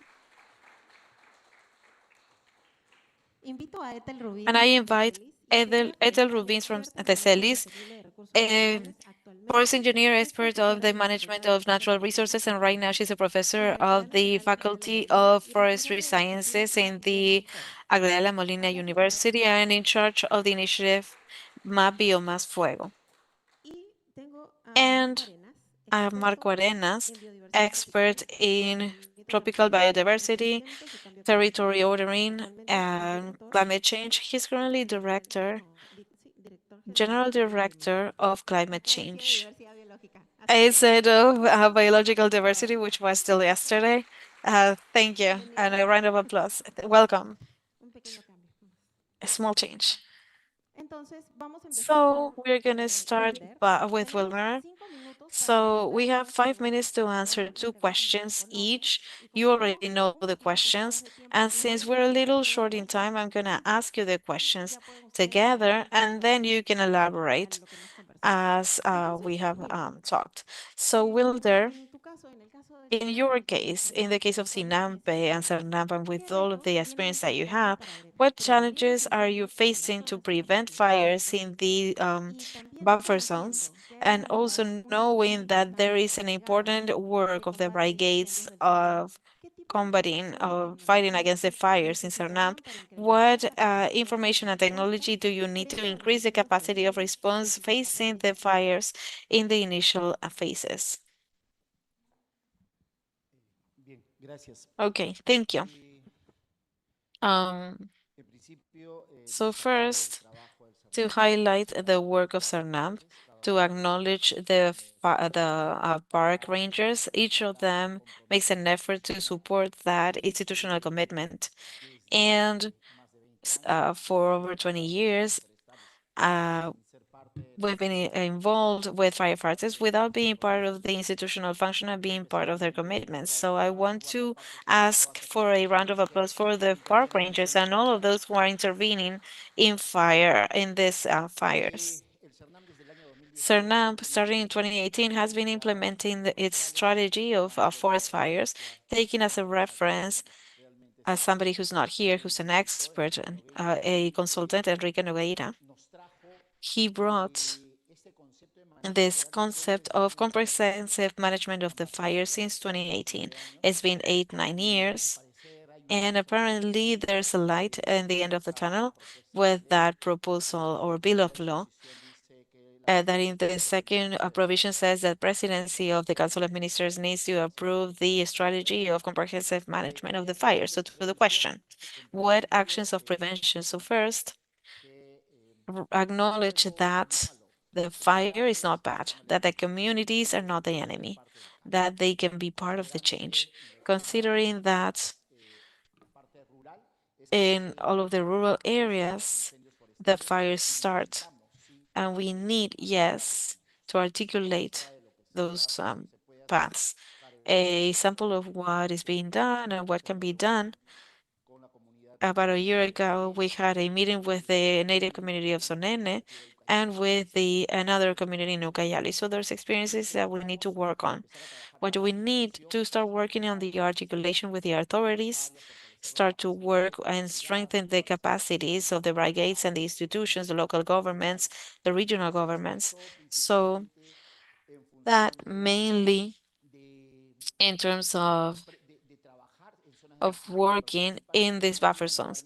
But particularly, and I don't want to forget, is that we have to lower the tone of the media, the pressure of the media. Nowadays, that is creating too much work. There is a regulation that prohibits the use of fire, but um, in the end, a farmer or native community has a purpose. They want to use the agrarian activity as part of their culture. And probably they start a fire, a burning, and and that doesn't even finish burning, and we already have the media talking. And due to the pressure of the media, we have to go out and speak, and it's just a small burning. And then we're tired, and the owner um, haven't hasn't finished, so they come back. after the fighters say have approached the area and they continue with their burning. So we need to have very clear what the concepts are and differentiate a burning from a forest fire. I consider that that is very important and that is definitely creating a lot of issues. And another thing is that we need to take in consideration what are the roles and competences. Believe us, Bolivia was saying we have 4,000 people combating fires and we have 600 park rangers that were trained. And hopefully next year, all of our staff has the capacities. However, there are fires that are uncontrollable even if you have the budget and the people. Again, what happened in 2024 it hasn't happened this time. But if we look out there, South Africa has exceeded the 55 million hectares affected. This year, in the first semester, we had over 100 um, million hectares affected in California, in Mexico, in Spain, in Portugal. This year, they asked for help. Spain always helps, but this time they needed equipment for the population that this year had to go in and get involved in the response to the fire. So this is a task where we need to all be involved. And I think that there are countries that are ahead. Brazil approved their policy last year. Bolivia is undergoing the process, Colombia as well. Chile already has it approved. So I think that everybody's going down that path according to all of the interventions that we're seeing. Thank you. Rapidito. So just in time. Muchas gracias, Wilder. Muy importante, Thank you so varios much, puntos Wilder. con los que me Very quedo important y 2 no sé points that si you're mentioning that I'm taking with me and resonate with what we have been talking about during the event. And it is the having clear concepts and the roles and competencies. That's pretty clear. Who's gonna look at the protected areas, if it's the district, the community, the going or not? That is very important to clarify. And now we're with Ivan. Ivan, we know about the platform of Serfora and the information that it provides to from the satellite monitoring unit. How can we make it so that the communities can use the information that is generated, such as the alerts of burns and fires, can help prevent the combat against the forest fires? And the second question is, what use is given to the analysis of the damages of the forest fires, the scars, for example, that are carried out, and what challenges do you face to generate this information timely? Hello, hello, good afternoon, everyone. Well, first, to convey the greetings of the Executive Director of Serfor and the General Director, Doris Guardia. About the questions. Well, as you may know, Serfor has certain platforms, the GeoSerfor, that provides information on hotspots and also the affected areas, and the SAMI, which is the satellite platform and the monitoring of the impact of forest fires. In SAMI, we can find historical information in reference to the information of the areas affected and the scars. In which way do I think, beyond the information, giving value to this information, giving value to the identified areas or the affected areas? The affected areas, due to the recovery, right, where the governments, both local, articulate in this monitoring task. Therefore, has been carrying out activities in the framework of the multi-sectorial plan 2025-2026 for forest fires, and we have intervened in several departments for the formation of brigades for local support. We have received there, and I want to thank the CERNAMP and also the regional governments. In the case of the Cusco regional government, has also supported with their instructors. But there we have noticed, for example, how the local governments or regional governments use our information. And there, that's something that we need to strengthen in terms of the strengthening of capacities or capacity building of the teams in each regional governments. So they don't only expect the monitoring to be done from Lima. Yeah, it is important, but we also want to articulate with them. So the information can regain the value that can be generated. So there, the articulated work that needs to be done, and also how the information contributes to the firefighter and how the impact happens through the processes that we have, are the reports of surveillance of forest fires and the reports of affected areas to create useful information for all of those combating the fires. But not just that, but what Wilder was saying about the articulated work and the roles. Last week, we had the launch of the multi-sectorial plan, and also take the opportunity, the fact that the directive of the use of alerts was approved, and that directive determines the flow of information where the alerts are reported, so that INDECI also determines what are the alerts for fires, and how we articulate with the local or regional government so that the institutions of first response can assist in the emergency. So that work that was made, we did it in Abancay, the city of Abancay. I apologize. I got a little excited, right? In Tambo de Guayabamba. It's just that this is important, how we work in an articulate manner, because the reports cannot be seen in isolation, but they are part of a system to assess the emergency, and how this also contributes with the population and the communities. So I do highlight the work of the Ashananka community, how they organize themselves. The early alert systems are key in this, and how these systems need to adapt to the cultures. We from CERFOR, we are working with a technical group that is intervening in, I can say, over 17 departments at the level of each locality on site, to coordinate with our Office of Risk Management and with the communities how they are using their alert system, if they have it also. There are cases where they do not have it, so how they communicate, what are the technologies that they use. And also we take the opportunity to aware raise. There are localities that have tools, that have technology, but do they know how to use it? No. So that work, we're doing it. So it is a very big work and articulated that for me is important to respect the roles and the competences. And we are having an articulated work with SENAPI, with the directives that I was saying, with the issuing of alerts, and within DESI as well. So it's important work that we're doing in the government, because the government is all of us. Thank you, Ivan. So there are some keywords that you mentioned that have to do with articulation, contribution, adaptation, flow of communication, and that all of this is summarized in the capacity building, so that we can all work together aligned, following what is determined, that is the coherent thing to do to intervene. So thank you so much for your comment.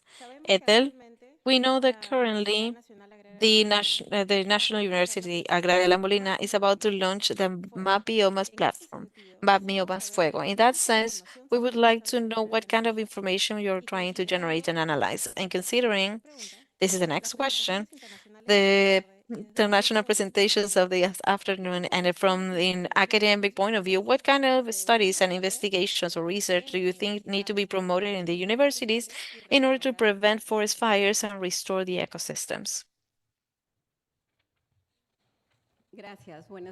Thank you. Good afternoon. First, I would like to thank the opportunity of being here with all of you. Definitely, it is a space for reflection as to what we're doing. And my colleagues here, we're talking about what we already have. I want to invite you to the first launch of the MAP Biomas Fuegos initiative, which is going to be happening in October 30 in Pucallpa City. And I would like to say that we, just as the Agraria University La Molina, we do not work this initiative. We work it as a network of different collaborative institutions. Amongst them, this network has or is led by the Instituto del Bien Común. As partners, we have the Observation Room Peru of the university. We have ACA. We have the Geographical Society of Lima, and all of these institutions are gonna work together, generating maps and current data of burnings and fires. So what we want to get with this information, which we already have, is the analysis of satellite images in the period 2013 up to 2024 in this first launch. And the idea is that everybody have this information because this is open data. We believe that this tool that is being worked on, that we already have finished it to be presented soon, can be used at different levels. And we have monthly information of hotspots. We have information of areas, of surfaces, of fires. So we are undergoing an effort within this network towards having information in short time and free information with free methodologies and that everybody can have access to. Now, regarding the question of what can be done in the academia, in research, we have to work so much research at different levels. From the part of civil society, we can have campaigns of prevention and regeneration of ecosystems with this data because since they are free, since they're not necessarily heavy, they can be used for storytelling, for videos, for campaigns of civil society. And now in graduate studies or undergraduate studies, we can have more exploratory research, maybe having seen how many fires we have, where they're more frequent. We can compare for the part of regeneration, all of the part of fires, where the trends are. On the side of more hard research in like masters and PhDs, we can make these wonderful models that were presented today with variables, climate variables, with more data. So starting to interact and have predictive models, and all of these thanks to the information that can be generated. So I invite you for October 30 in Pucallpa for this first launch of the collection one of Mapio Más Fuego. Thank you. Thank you, Ethel.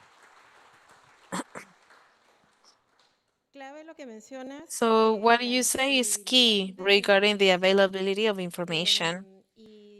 And I wanted to tell you that that information is a basis for justifying when we design projects, because that is the best way to be able to prove to the funder that definitely there is a need. So thank you. And now, Marco. So we see how every year there's a burning of natural ecosystems in the Andean Amazon in Peru. Even though these burns are forbidden, as was said before, Wilder mentioned it, what is the role of the Ministry of Environment in the comprehensive management of the fire, and what challenges are they facing at the territorial and decentralized level? And second question, having in consideration the increase of deforestation and, and its direct relationship with the forest fires, what is the Ministry of Environment doing about it?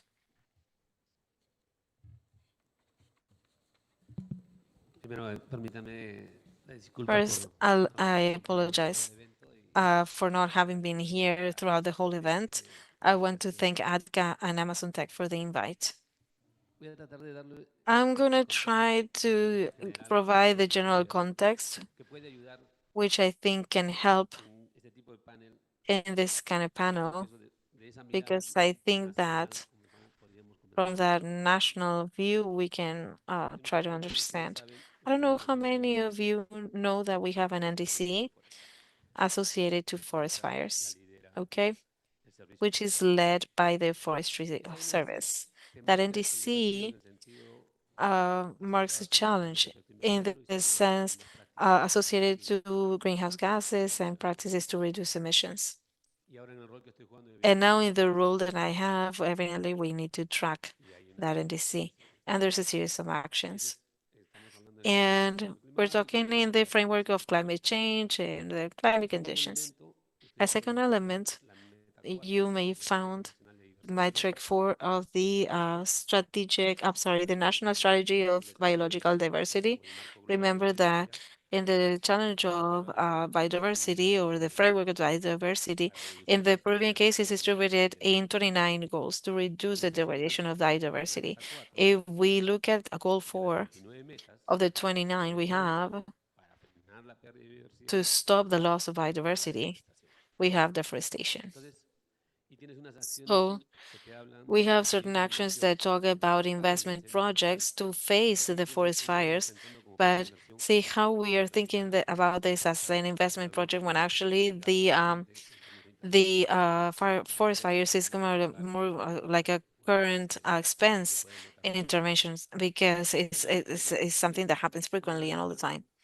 So we have these NDCs that start talking about forest fires. You had a national strategy for biodiversity that's talking about the forest fires. So a first challenge in this mechanism, and I think should be the role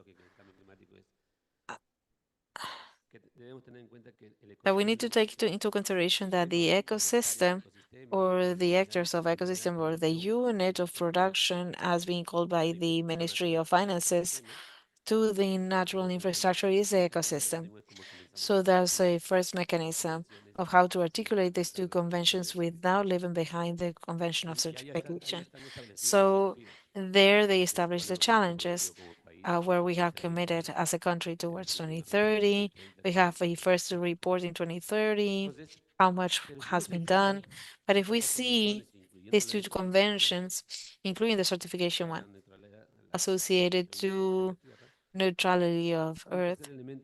A third one is what marks the national system of the management of disasters. One of the designs, evidently due to what's happened from a view of catastrophe associated to earthquakes, is the design of the 7 phases of detection of risks and disasters: estimation, preparation, prevention, response. And I think that with the Service of Protected Areas, we have started to design and strengthen this mechanism associated to response.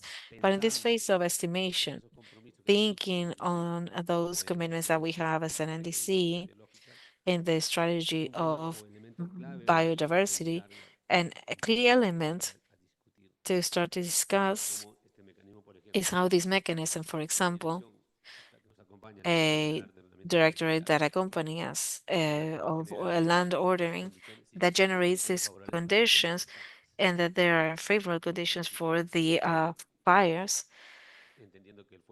understanding that the fire is associated to the wind and the fuel, right? If there's no mass, it's not going to happen. The fire, right? So how this mechanism, we start inserting and looking at these conditions and with the exercises by the NCPE and the tsunami, we can have a view. So in summary, I think that the great challenge is how do you start to articulate? And I don't know if it's the ministry or the forestry service, but how do we articulate those interventions associated in the framework of Sinajer, in the framework of climate commitments, in the framework of mechanisms that we have associated to preventing the loss of biodiversity, and on this production unit, which is the ecosystem that generates and provides services.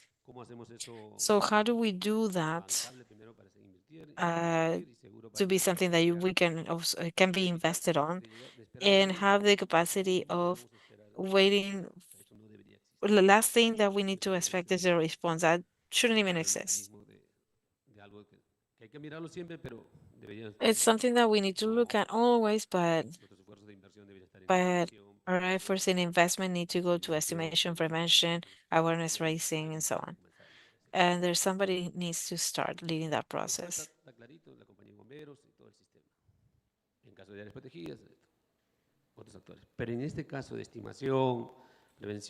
And in this case of estimation and prevention, then the Ministry of Environment or the Forestry Service can start leading this process and have this whole mechanism of articulation.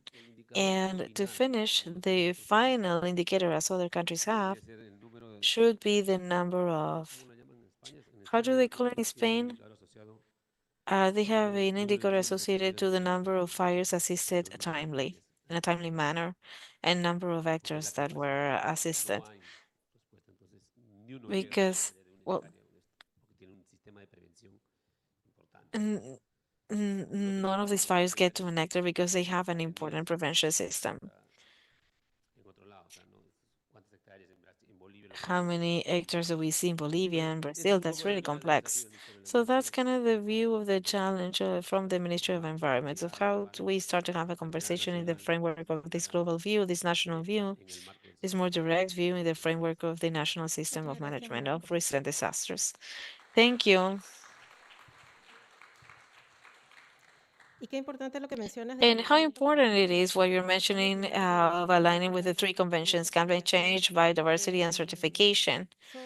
Um, those are maybe the three more important spaces where many of the strategies converge, and looking at them from the Ministry of Environment as a unit means a lot for all of those who are planning around it to respond to this prioritization, clear concepts, articulation, training, adaptation, accessible information beyond the aligning that was repeated several times in this panel are keywords that we can take for what we have been doing and see how we can add. We can see that there are several experiences, but also many people trying to do things. How do we make it uh, so that this, what we're doing, can complement each other and not step on each other? Let's make this experience of fires, as our colleagues were mentioning from CADE, as being co-created and understood and accessible for everyone, which is very important of what was mentioned also by Ethel. The accessible information is not just having it, but also understanding it. How is it that there's a report, a graph? It has happened. There's a graph of ISOET. I don't understand. I don't understand it. If we go to the territory, how do we have them understand it? How this important um, forecasts that were mentioned in the morning or well, earlier, how this information that is coming with AI is going to be more powerful. So I want to thank the panel because this part of enabling conditions is key so that the early alerts work. What Marco was saying of how we can get a timely response so that then we don't have to report burns hectares. Thank you.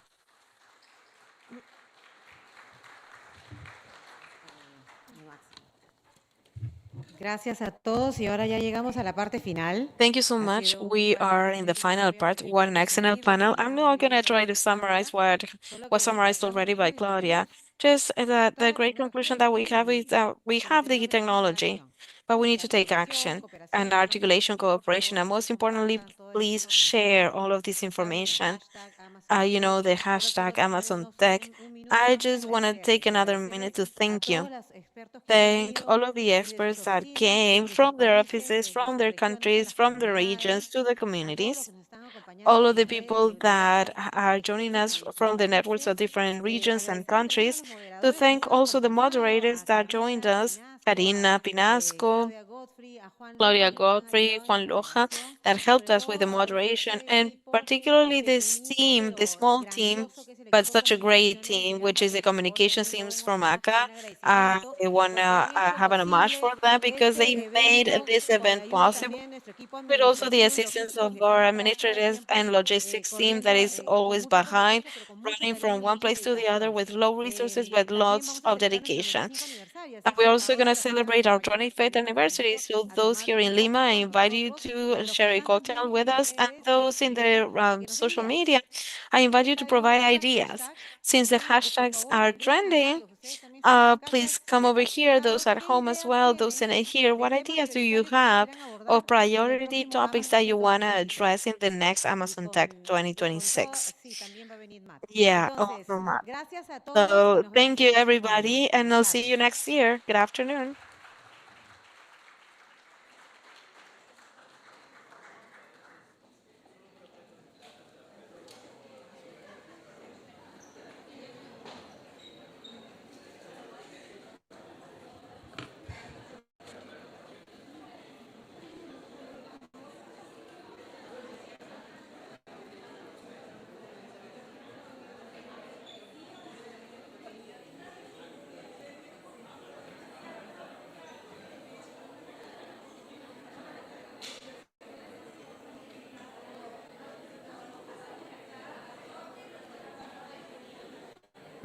Pueden pasar hacia su mano izquierda a los salones para el cóctel, por favor.